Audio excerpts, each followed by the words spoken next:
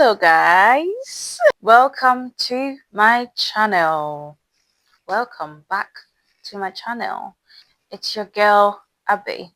I'll just call myself Abby for short. In today's video, I'm going to be talking about 6 things you need to know before you even think of or dream of applying to midwifery. 6 things, just 6 things to think of, to reflect on, to take into consideration, to consider before applying into midwifery. Let's get into it. The first thing is resilience. What do I mean by resilience? When I say resilient, I mean being tough enough, because you are going to be dealing with vulnerable human beings.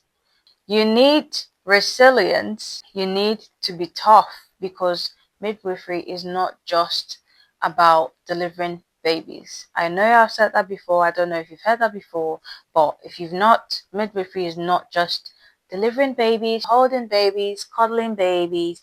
Midwifery is not just mom pushes, you take the baby, you cuddle the baby away. No, midwifery is much complex than you actually think.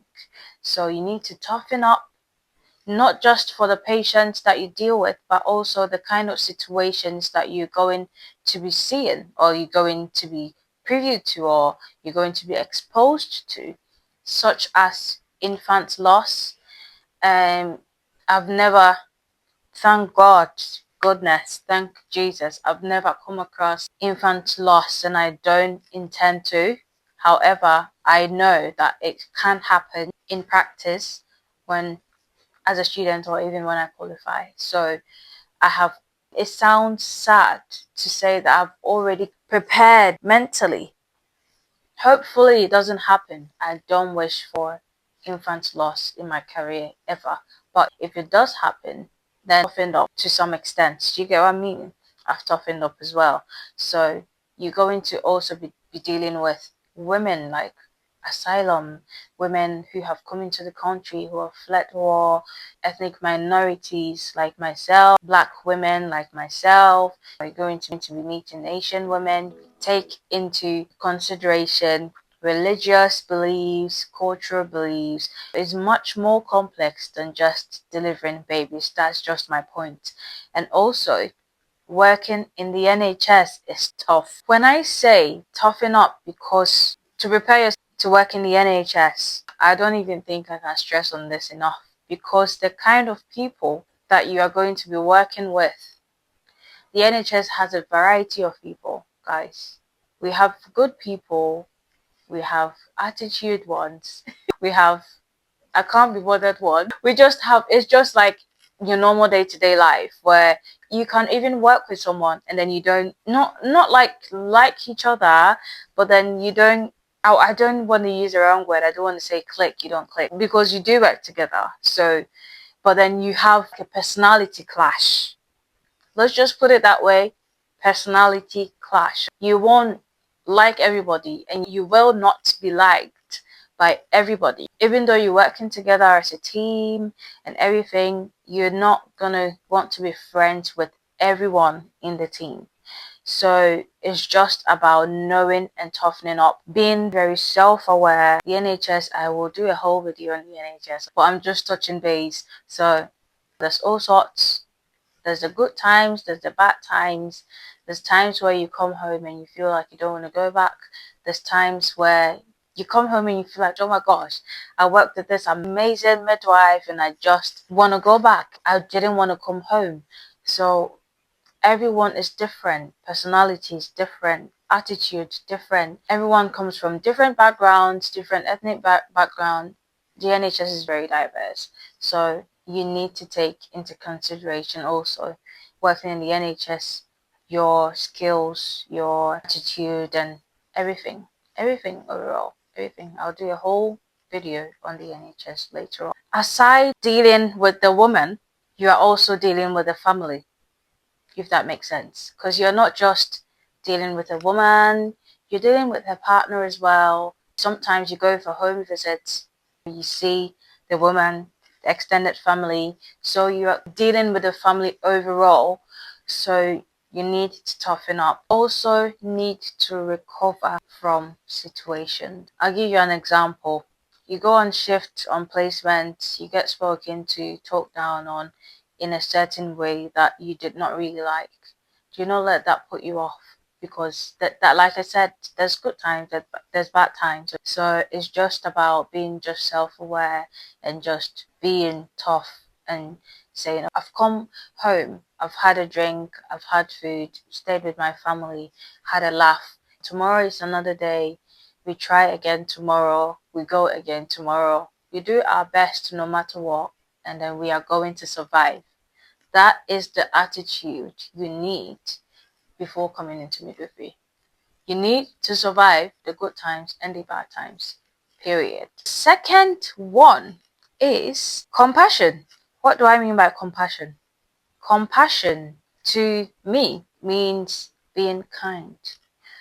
You cannot be compassionate and not kind. I don't know how people do that. How can you be compassionate and not kind? How are you compassionate and not kind? You're compassionate towards someone, but then you speak to them in a certain way that's degrading. How are you compassionate? You need to be compassionate. You need to be kind towards these women, because pregnancy is a very transformative journey. This woman may not go back to her normal state. Her body is going to change. Thinking wise is going to change. Financially, it's changing. Who knows? In the relationship as well. We don't know what goes on in the relationship as well. So there might be a lot of changes going on. So to add on top of it, you ask the health professional, if you are not kind, then I'm sorry, or compassionate, please don't even think about going into midwifery if you're not compassionate or kind.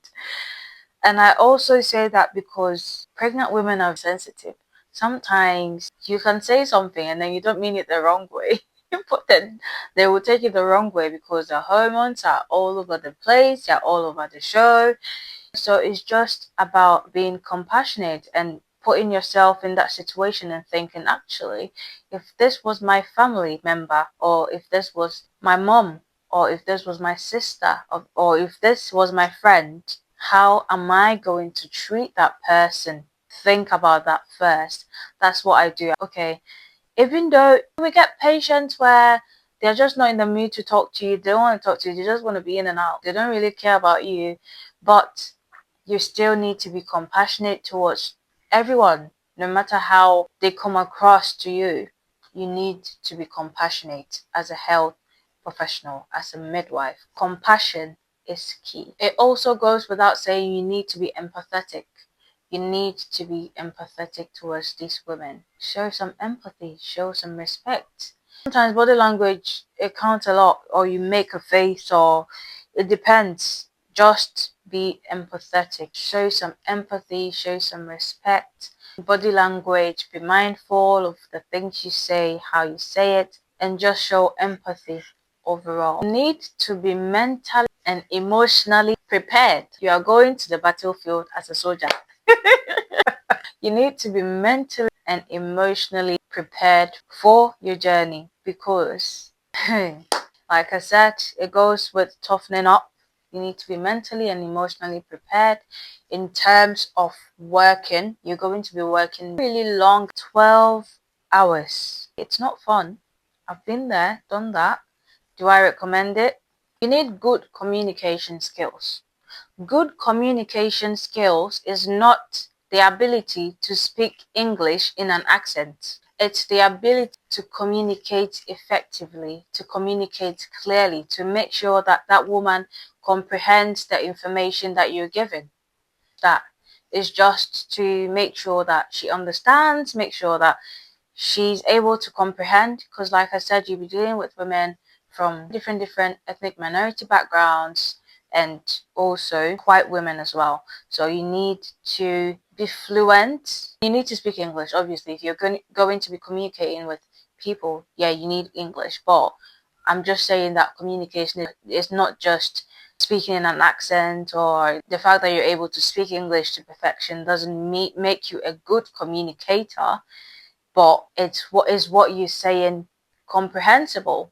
Is she able to comprehend and walk out of that room and say, my midwife actually explained everything to me to perfection? That is good communication. That also goes with interpersonal skills. You need good skills. You need to be able to adapt in every situation you're given. Like I said, cultural beliefs, religious beliefs, and what people believe in overall. So you need interpersonal skills that in some cultures you're allowed to marry your cousin and have a baby by your cousin. I didn't know until I went into midwifery, and then I went to practice, and then I noticed that one of the questions that we ask is your partner your cousin, or are you blood related? And then the first day I was like, why are we asking this question? And then I got to know that in some culture, cousin marriage or relative marriage is allowed. You also need stamina. DJ, hit me. Stamina, stamina. You gonna need more stamina. In terms of stamina, you need to be strong. I'm not saying you need to go to the gym and bodybuild. That's not what I'm saying. But you need some level of strength. You need some level of energy, because you're going to be on your feet most of the time. Not all the time. You're going to be on your feet delivering a baby. Sometimes your back hurts, but it's the passion. So you need that strength. You need to be in good shape, be healthy, and just overall take care of yourself, and you will be fine. Our very own big brother, commitment.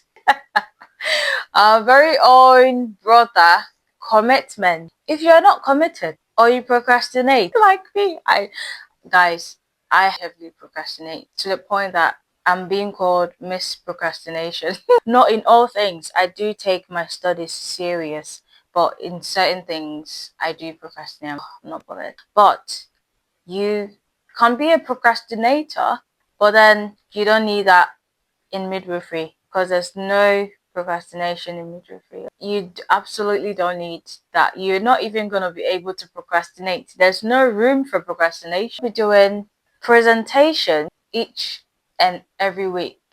Every week you have a different presentation, you have a different task that you need to accomplish. You just can't get a break. You can't catch a break. And you need that commitment. If you are not committed, you won't even last a month. So you need commitment. Midwifery is a very hard degree.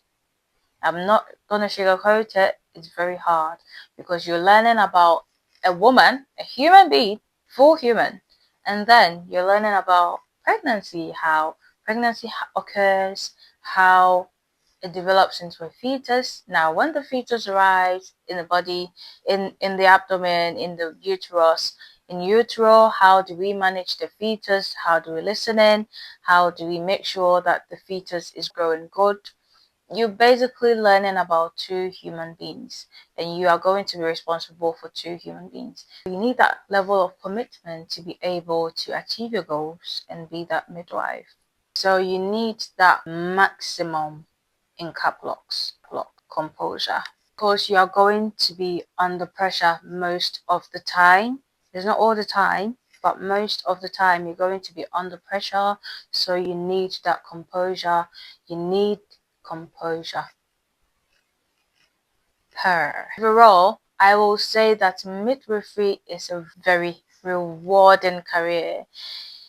Even though I've said some good things and some bad things, overall, it's just amazing. From my experience, it's lovely, it's amazing. It's just a privilege that you get to be with women and their families. And you know that you've made a difference in how you made them feel, how you cared for them. You made an impact in their lives and the lives of their families as well. You've been able to bring a new life into this world. Thank you so much for watching my channel. Thank you so much for subscribing. Please subscribe if you haven't subscribed, so you don't miss out on any of my videos. Thank you for sticking and staying with me. Till we meet again, what do I say? Adios. Love you. Mwah.